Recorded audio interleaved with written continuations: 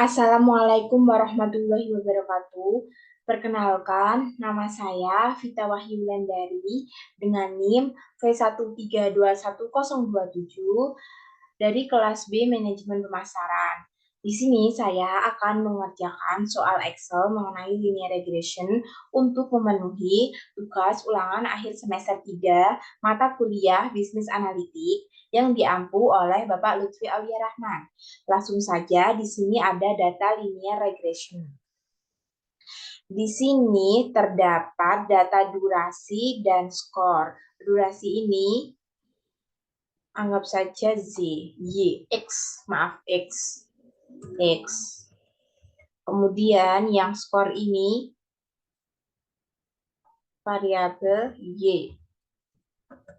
Nah, di sini dapat dilihat, semisal atlet dengan durasi latihan 2 jam, maka skornya 72. Dengan durasi 3 jam, skornya 82. Seperti itu. Di sini kita disuruh untuk menghitung coefficient of slope dan coefficient of intercept. Caranya bagaimana? Caranya yang coefficient of slope kita hitung dengan ketik sama dengan menggunakan rumus Lineez. Ini. Kemudian kita blok data yang skor Y ini. Setelah itu titik koma, kita blok data yang ini juga, yang X sampai sini. Kemudian titik koma, kemudian pilih true, titik koma, kemudian pilih false. Setelah itu tutup kurung dan enter.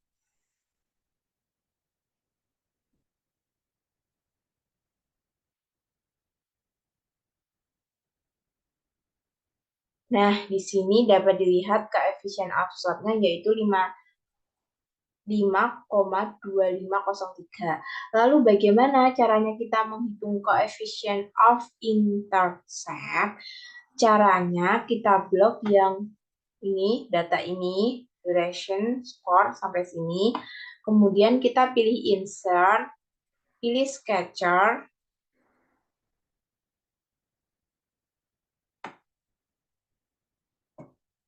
Nah, setelah itu kita klik yang poin ini, kemudian klik kanan, pilih add trend line, pilih yang linear, kemudian display equation on chart, kita checklist, kemudian line color, solid line, kita pilih yang warna merah, kemudian plus.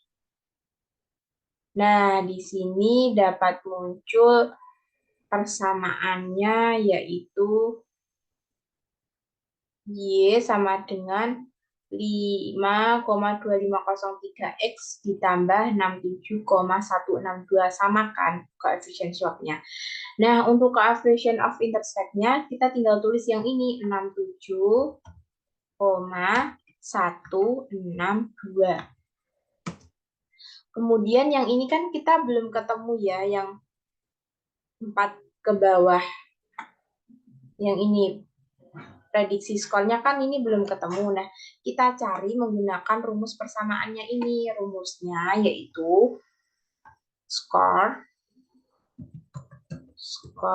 sama dengan 5,2503 dikali X-nya ini duration yang sampingnya, duration, kemudian ditambah dengan 671,62 seperti ini. Nah, kita masukkan rumusnya di sini sama dengan ini. Jangan lupa dikunci dulu. Dikali sama durasi di sampingnya. Kemudian ditambah dengan ini. Jangan lupa dikunci dengan tekan F4. Kemudian tekan Enter. Kemudian kita drag ke bawah. Setelah itu kita decrease. Nah, di sini dapat dilihat bahwa prediksi perkiraannya jika atlet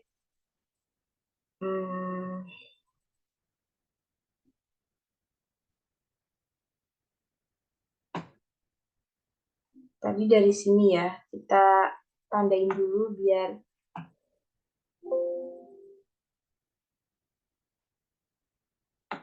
gampang. Gini, kita kasih warna biar ada bedanya. Oke.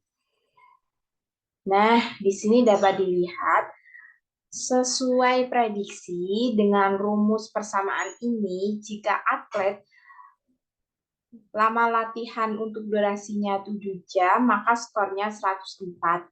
Jika 5 jam, maka skornya prediksinya 93. Dapat dilihat di sini 5 jam, skornya 90, tidak jauh beda prediksinya. Seperti itu. Ini adalah hasil dari linear regression untuk prediksi.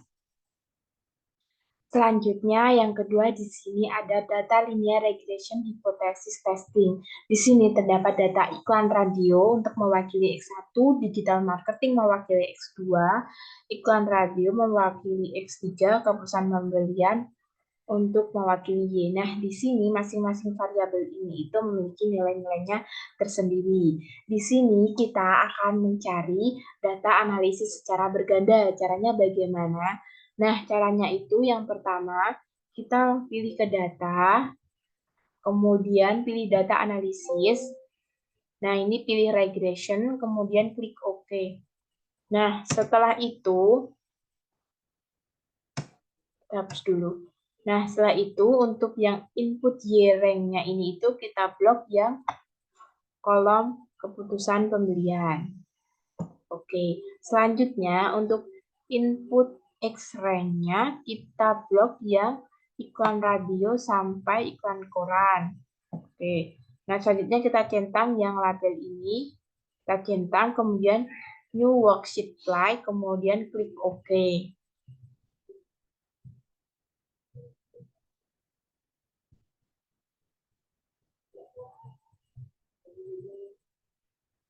Oke, di sini dapat dilihat hasilnya. Di sini ada R square.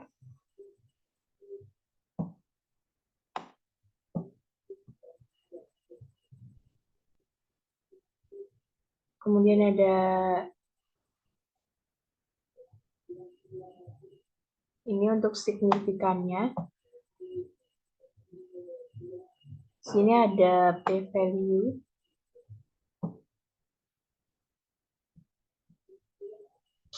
Ada koefisien.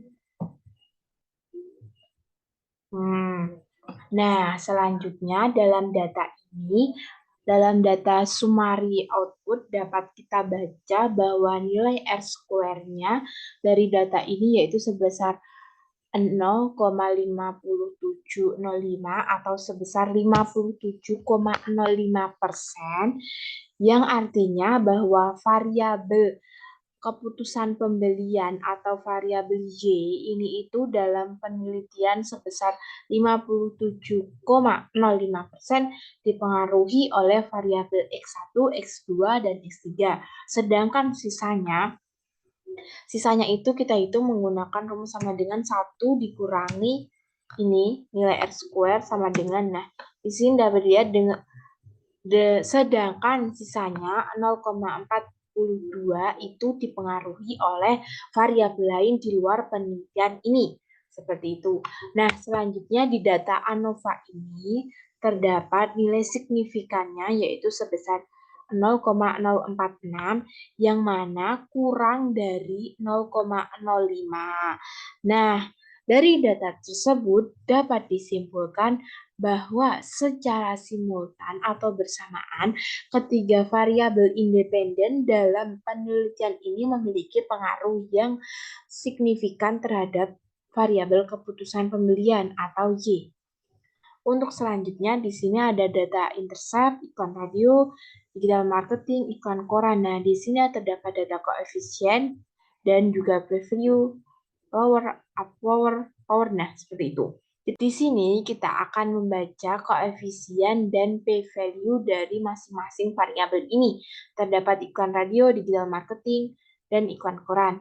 Di sini dapat dilihat iklan radio dengan koefisien 0,1979 atau sebesar 19,74% dengan p-value 0,6412 atau 64,12%, yang mana lebih besar dari 0,05, maka dapat disimpulkan bahwa variabel X1 atau iklan radio memiliki pengaruh yang positif namun tidak signifikan terhadap variabel keputusan pembelian atau Y.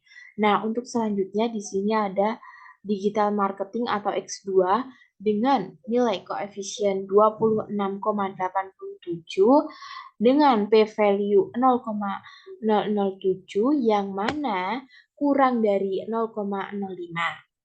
Maka dapat disimpulkan bahwa variabel X2 atau digital marketing memiliki pengaruh yang positif dan signifikan terhadap variabel keputusan pembelian atau Y.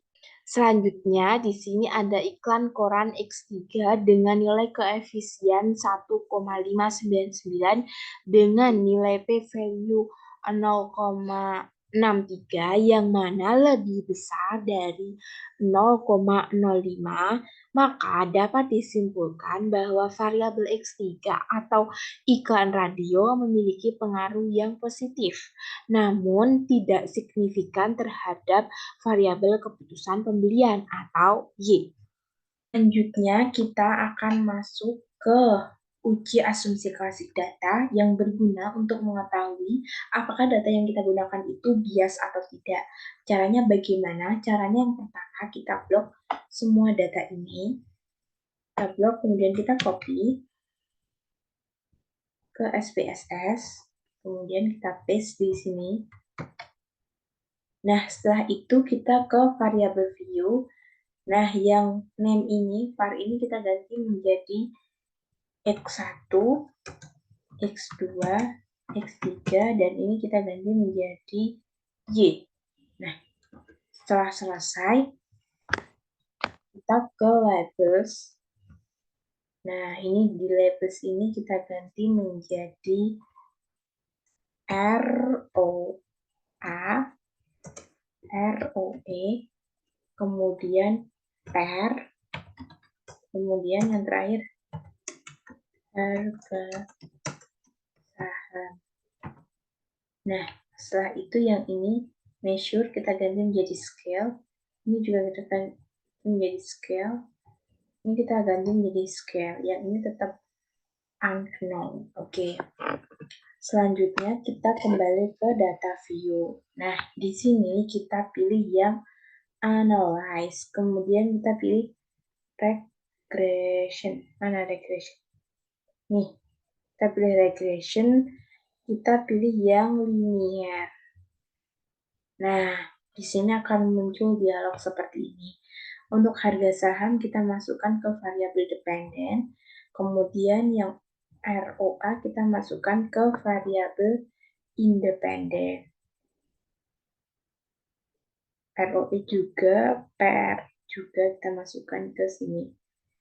Nah, setelah itu kita pilih statistik. Kita pilih yang collinearity diagnostic. Kemudian kita klik continue. Kemudian kita pilih plots. Nah, di sini untuk yang Y ini kita pilih yang S residu ini, SR resid. Kemudian yang X kita pilih yang Z prediksi. Nah, oke, kemudian kita centang yang histogram dan normal probability plot. Lalu selanjutnya continue. Kemudian kita pilih save. Kita pilih yang unstandardized. Kemudian continue. Setelah itu klik OK.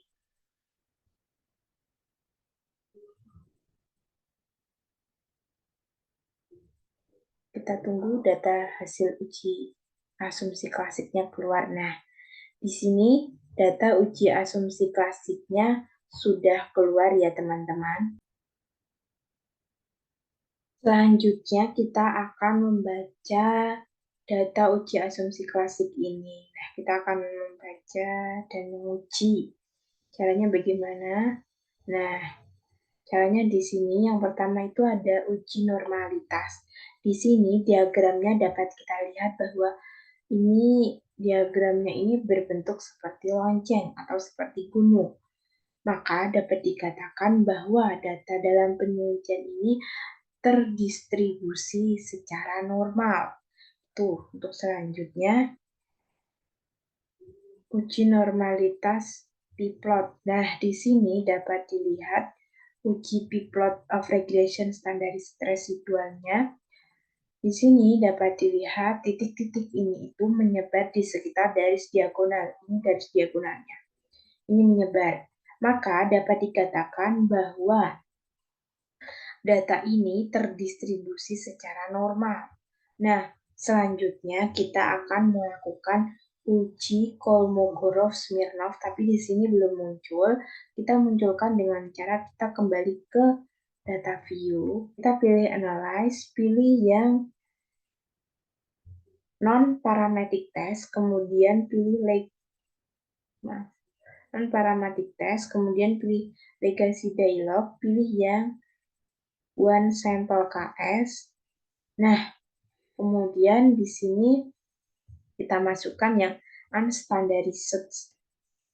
Kemudian kita klik OK. Nah, di sini data sampel Kolmogorov-Smirnovnya sudah keluar. Dapat dilihat bahwa uji Kolmogorovnya yaitu kurang dari 0,05 dengan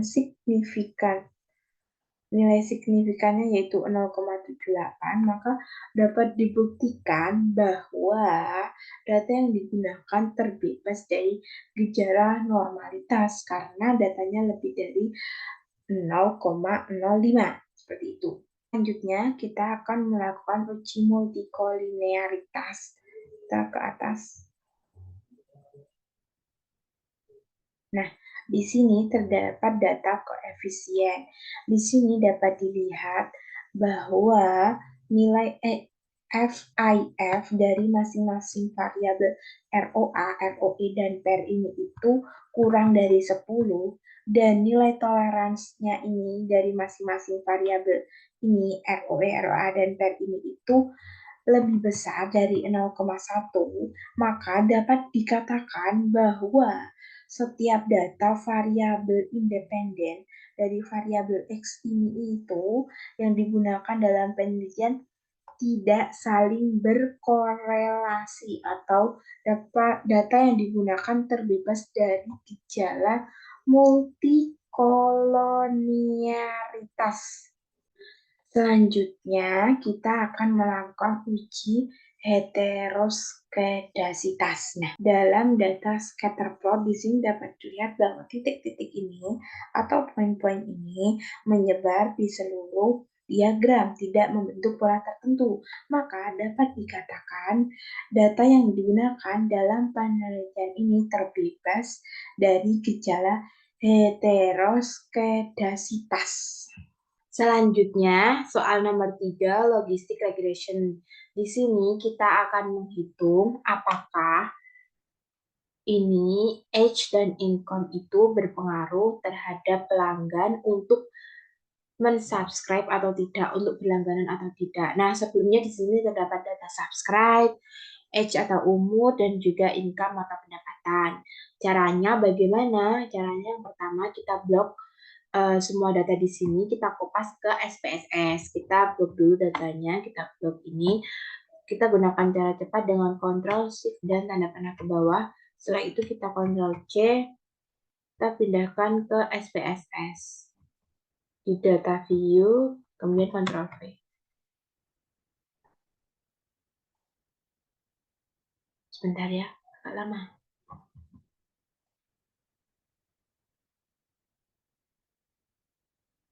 Nah, setelah datanya ke paste di sini, kita ke variabel view.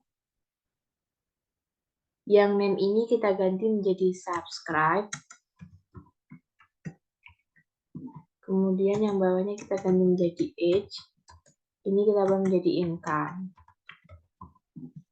Kemudian yang desimal ini kita ganti menjadi 0. Kita ubah ke 0. Ini juga. Setelah itu, yang value non ini, kita klik di tanda yang sampingnya tadi, kemudian kita di sini ketik 0, kemudian labelnya itu no subscribe. No subscribe. Kemudian add. Nah, kemudian ketik 1. 1 itu subscribe. Kemudian add. Nah, di sini dapat dibaca jika 0 itu no subscribe, jika 1 itu subscribe. Kemudian klik OK. Nah, setelah itu yang measure ini, yang subscribe kita ganti menjadi nominal. Kemudian yang age dan income kita ganti menjadi scale. Kemudian kita ke data view, pilih analyze, kemudian regression, pilih yang binary logistik. Nah, akan muncul percakapan seperti ini, dialog seperti ini. Nah, untuk yang dependent ini kita masukkan subscribe ke dependent. Kemudian yang covariate ini kita masukkan age dan income. Setelah itu kita pilih save. Nah, kita checklist yang probabilities dan group membership. Kemudian continue. Setelah itu kita ke option. Nah, di sini ini kita centang. Di sini kita centang. Yang ini bagian CI for example B ini itu optional, bisa kita centang atau tidak. Kita centang saja ya. Kemudian kita klik continue. Setelah itu klik OK.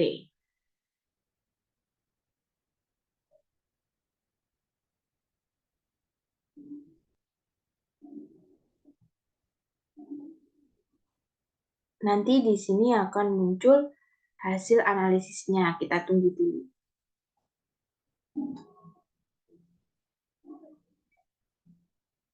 Nah, ini setelah muncul hasil analisisnya. Di sini terdapat input in analysis itu datanya itu ada 407. Di sini itu 100% berarti tidak ada yang missing. Kemudian dependent variable encodingnya itu dapat kita lihat jika 0 maka no subscribe dan jika 1 maka subscribe. Nah, di sini kita akan membaca yang blok 0 dan juga blok 1. Nih, di sini ada blok 1. Kita akan bandingkan, kita akan baca dan kita bandingkan. Nah, sebelumnya yang blok 0 dulu ini dapat kita baca bahwa di min 2 likelihood-nya ini itu untuk blok 0 itu sebesar 553,796. Sedangkan di blok 1 itu sebesar 514,918. Maka dapat dikatakan bahwa blok 1 itu lebih kecil dibandingkan blok 0. Maka dapat dikatakan bahwa tersebut itu baik karena semakin kecil angkanya itu maka semakin baik, seperti itu. Selanjutnya kita ke data yang model summary. Di sini dapat dilihat nilai R-square-nya untuk model summary yaitu 0,124 atau sebesar 12,4%. Nah, hal tersebut menunjukkan bahwa variabel Y atau subscribe itu sebesar 12,4% dipengaruhi oleh variabel X. X itu usia. Nah, sedangkan sisanya dipengaruhi oleh variabel di luar penelitian. Seperti itu. Nah, untuk selanjutnya kita akan membaca data yang dari ini bawahnya, yaitu Hosmer and Lemeshow.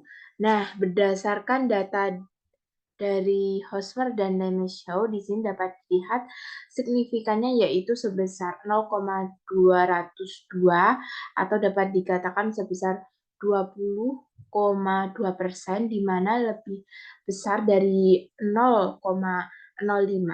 Maka dapat disimpulkan bahwa HO diterima dan HI1 ditolak, yang berarti data yang digunakan itu cocok fit dengan model seperti itu. Selanjutnya kita akan melakukan klasifikasi tabel.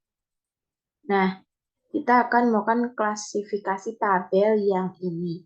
Di sini dapat dilihat bahwa yang no subscribe itu sebesar 190 dan yang subscribe itu 46 dengan persentase totalnya itu 80,5%. Maka dapat dibaca dengan jumlah prediksi no subscribe itu 190 dengan luput 46 dari jumlah keduanya ini itu nanti ditambahkan, yaitu sebesar 136. Seperti itu. Kemudian yang subscribe-nya ini itu kita prediksi yang no subscribe itu 91 tapi luput 80, maka dapat dikatakan totalnya itu dari 171 dengan persentase 46,8%. Di sini terdapat overall persentasenya yaitu sebesar 66,3%. Ini dapat dikatakan bahwa akurasi datanya itu tepat. Nah, selanjutnya kita akan membaca data variabel in the equation. Berdasarkan tabel variabel in the equation dapat diketahui bahwa nilai variabel X atau usia yaitu sebesar signifikannya yaitu sebesar 0,001 atau kurang dari 0,005. Nah, kemudian dapat disimpulkan bahwa variabel X memiliki pengaruh yang signifikan terhadap keputusan pelanggan untuk berlangganan atau mensubscribe. Selanjutnya, di sini kita masuk ke data machine learning. Di sini terdapat data IQ, gender, teliti, personality, pengalaman kerja, gelar, math, alitaher, dan teman. Di sini kita akan memprediksi performa SDM kita dalam sebuah perusahaan, apakah bagus atau tidak. Di sini itu terdapat 100 data dengan yang 101 sampai 115 ini itu performanya belum ada. Jadi kita itu seperti mau merekrut karyawan, tapi kita mau melihat performanya itu bagaimana. Nah, kita melihat performanya itu berdasarkan data. Datanya itu ada IQ, gender, teliti, personality, pengalaman kerja, gelar, net, dan juga alitaher. Nah, kemudian ke variabel view, di sini sudah ada namanya. Terus untuk lebih jelasnya di sini. Nah, di sini ada nama indikatornya tadi untuk yang menentukan performanya itu apa saja. Ini ada IQ itu intelligence quotient, gender, ketelitian, personality itu optimistic personality, pengker itu pengalaman kerja, gelar itu memiliki gelar akademik, kemudian math itu sukses menyelesaikan soal matematika, auditor itu apakah dia fans soal detail atau tidak, kemudian performa skor kinerja. Nah, kita tuh nanti mau mencari performanya ini. Nah, di value ini itu juga sudah ada nih penilaiannya. Nah, di sini penilaiannya itu gendernya itu jika 0 maka itu laki-laki dan jika 1 itu maka itu female, perempuan. Seperti itu. Di sini juga sudah ada untuk yang ketelitian itu jika 1 maka low conscientious. Jika 1 itu maka ketelitiannya rendah. Jika 8 itu high conscientious, maka tingkat ketelitiannya itu tinggi. Nah, selanjutnya untuk yang optimistic personality ini itu, nah jika 1 itu sangat Jika 1 itu very pessimistic, jika 10 maka very optimistic. Jadi itu nanti ada nilainya, range-nya gitu. Kemudian untuk memiliki nilai gelar akademik. Nah, di sini jika 0 itu tidak memiliki gelar akademik, jika 1 itu memiliki. Kemudian sukses menyelesaikan matematika, di sini 0 itu tidak sukses, tidak menyelesaikan soal matematika. Nah, untuk 1 itu yes, itu berarti menyelesaikan soal matematika. Selanjutnya di sini fans Aldi Taher, jika kok 0 itu bukan fans, dan jika 1 itu maka fans. Nah, selanjutnya di sini ada performa. Nah, performanya itu ada 1 sampai 10. Nah, jika 1 maka persentasenya itu sampai 10%. Jika 4 maka 31 sampai 40%. Jika skornya 9 maka 91 sampai 100% seperti itu. Nah, kemudian di sini untuk yang pengalaman kerja ini tidak ada value penilaiannya karena ini itu berdasarkan lama dia bekerja, apakah 1 tahun, 2 bulan, atau 3 bulan, seperti itu. Nah, kemudian kita akan melihat performanya, langsung saja kita ke data view. Nah, kita kan mau mencari yang performa dari 101 sampai 115 ini kan. Kita cari menggunakan ke data view ini, kemudian ke analyze, kemudian pilih yang neural network, pilih multi-layer perspectron, kemudian yang dependent variable ini kita masukkan yang performa. Nah, kita masukkan ke sini, kemudian yang faktor ini kita kosongi. Kemudian semuanya ini itu kita masukkan ke dalam covariate.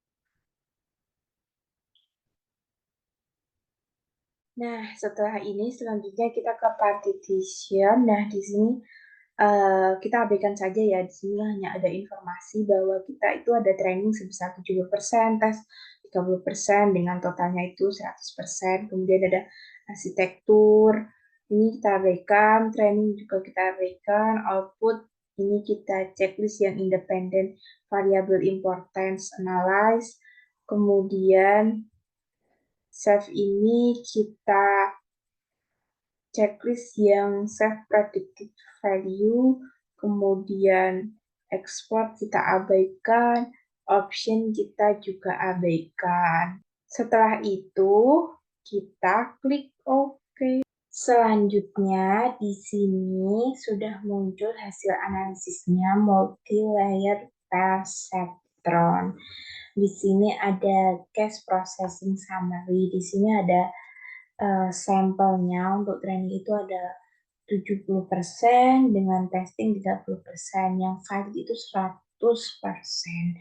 Ini ada exclude 15. Kenapa 15 ini exclude? Karena di data yang di awal itu performanya itu belum ada, akan kita cari. Nah, maka totalnya menjadi 115 dengan yang 15 belum ada performanya.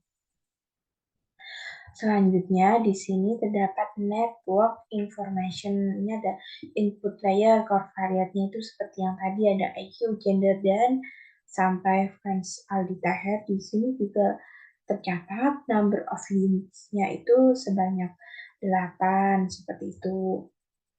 Selanjutnya,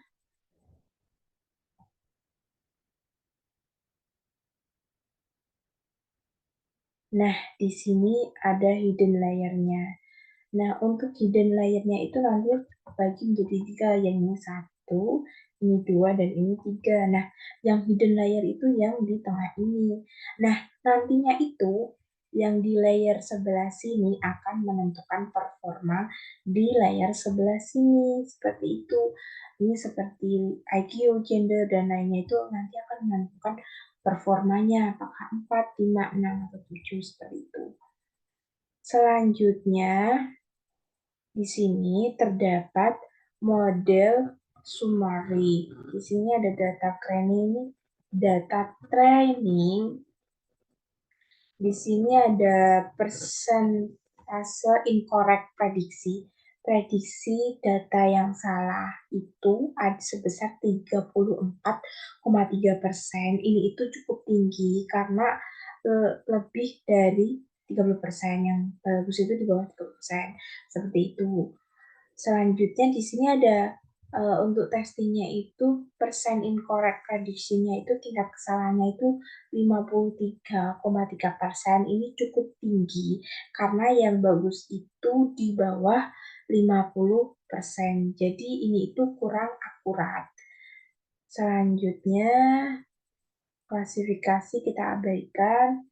Nah, di sini terdapat independent variable importance. Ini dapat dilihat variabel yang memiliki tingkat nilai importance yang tinggi itu mana saja. Di sini dapat dilihat IQ memiliki nilai importance sebesar 0,29. Terus kemudian apa ini? Pengalaman kerja memiliki nilai 0,23 dan yang lain itu di bawah 20. Nah, yang bagus itu di atas 20 seperti itu.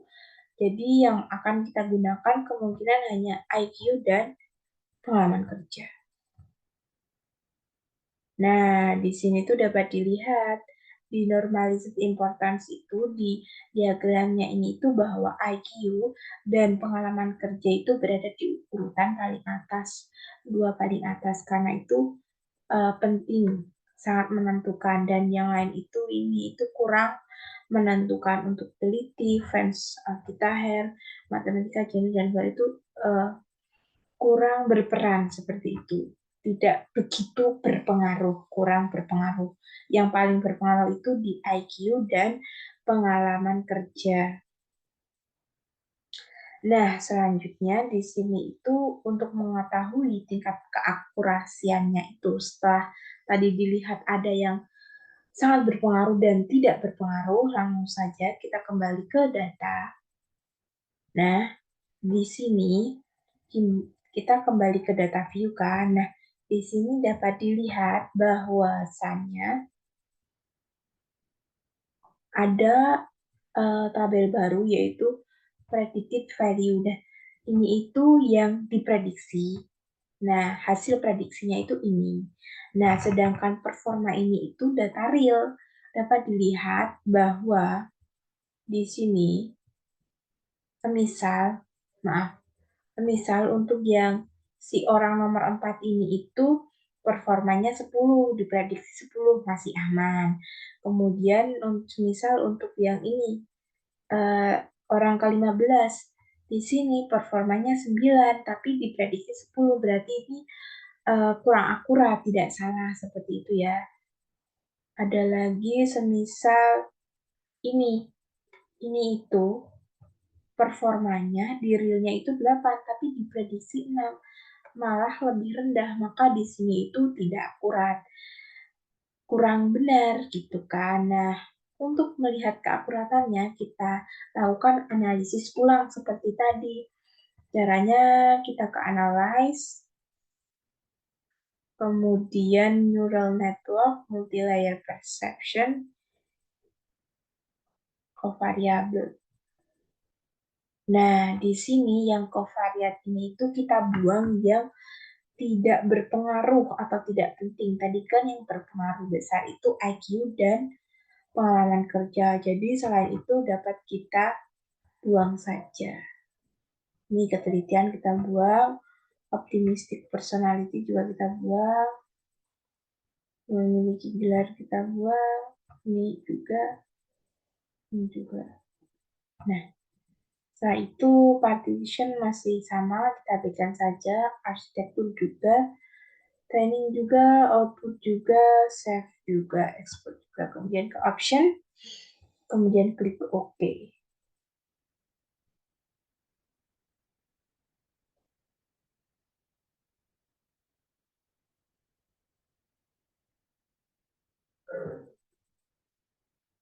Nah, di sini sudah muncul hasil analisisnya.